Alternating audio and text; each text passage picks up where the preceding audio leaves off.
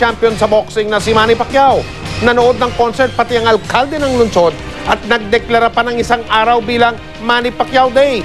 Mula sa California, nakatutok si Ruth Cabal.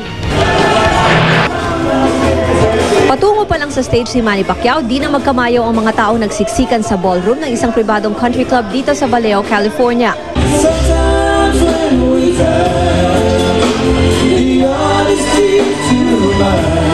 Di raw inasahan ng organizers ang ganito karaming tao, lalo pat medyo liblib ang venue at may kamahalan ng tickets, $150 at $200. He help all the poor in the Philippines. Humanitarian reason, he always give his winnings to some of our town. Kaya naman si Pacman bigay na bigay sa pagkanta.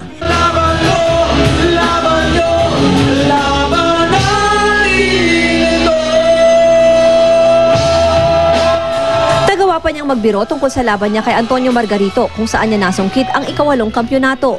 Sino nakapanood ng laban ko last summer?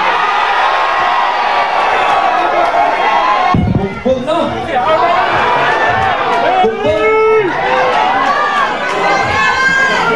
Bugbog din ako.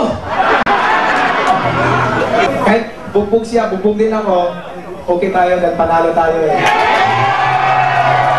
Siyempre, proud ang Pinoy sa mansulok ng mundo. Basta Pilipino.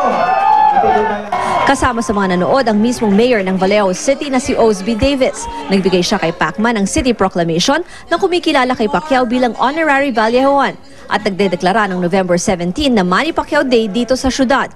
Sa labas ng venue, may nakaset up ding mga media van. I broadcast Saturday night in my newscast, and the highlights of his fight were one of our lead stories that night.